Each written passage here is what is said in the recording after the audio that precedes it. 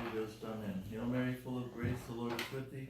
Blessed art thou amongst women, and blessed is the fruit of thy womb, Jesus. Holy Mary, pray for us sinners, now and at the hour of our death. Amen. Our Lady Love Conquistadora, Pray for us. Saint Francis and Saint Anthony. Pray for us. So today we celebrate these two Franciscan blesseds who give us a glimpse into a world which is no longer here. That is a Catholic world. When you hear a little bit about their life, they were both very powerful women. One was born of the House of Lorraine.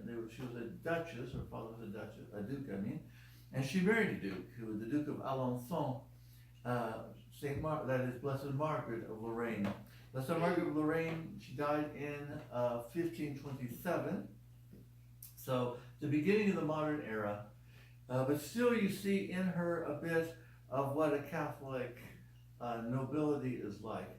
So Blessed Margaret, she was, as I said, a duchess, and yet very devoted to the poor and to those who were sick. So when she was still duchess, she would be tending the lepers, in fact, and the sick. She founded a number of hospitals, convents, as well, and churches she built. So that's already very strange when you see a ruler who is building monasteries, convents, and hospitals, and tending the lepers herself. It was very unusual. And it gives you a glimpse into the piety of a Catholic rulership, which is no longer here, unfortunately, at this point, in any case. When her husband died, she had to rule the duchy herself until her son was old enough to take over. And during that time, she was very strict regarding the obedience to the laws of God, and she didn't tolerate crooks, really. So if you were even a landowner, even this was the case, it was very difficult toward those who rented from him or whatever, who were on their own land. If they did anything, she was there to correct this kind of hard-hearted spirit, which can easily happen if you have too much money and you lose sense of your Christian duty. But she didn't put up with it at all. Yet she was very humble herself. She meditated much during the day on the passion of our Lord. When her son became old enough to inherit his title, she then retired and became, she was already a Third Order of St. Francis, and she began to live that more devoutly still. But that wasn't enough, and so she became a Poor Clare, that is the Second Order of St. Francis, and entered a monastery that she herself had built when she was still ruling as Duchess, and then she died as a religious, a widow, in the Order of St. Francis, the Poor Clares of St. Francis. Blessed Jane, or Joan Marie, she was also French. They were both French.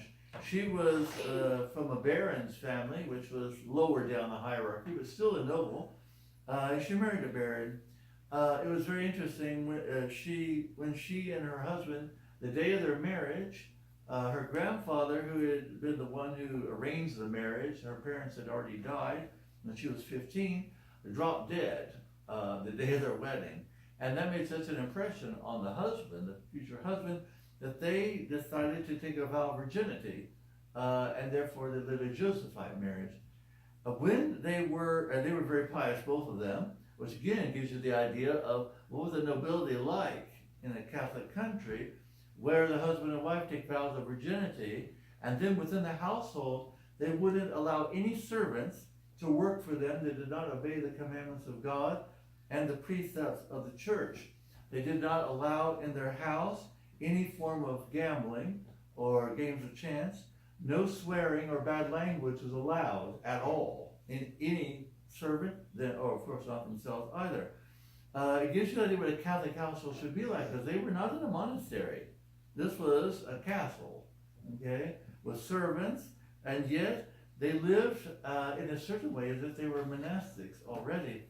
When her husband died, Blessed Jeanne Marie, she then dedicated herself more completely to a form of religious life as a Third Order of St. Francis, and then she died. Now it's interesting that Blessed Margaret, the first one of Lorraine, she was incorrupt, her body was. When they disinterred her body during the French Revolution in 1792, so that was 200 and some years later, she was incorrupt then as well. And then the revolutionaries took her body and desecrated it.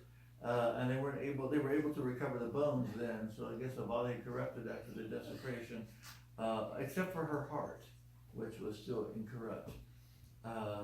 So let us ask these two women for the grace to live our Catholic lives in a pious way, in a way in which we really know that we're going to heaven, we're moving toward heaven, and everything is ordered toward the things of God, not the things of this world. In the name of the Father, Son, and Holy Ghost. Amen.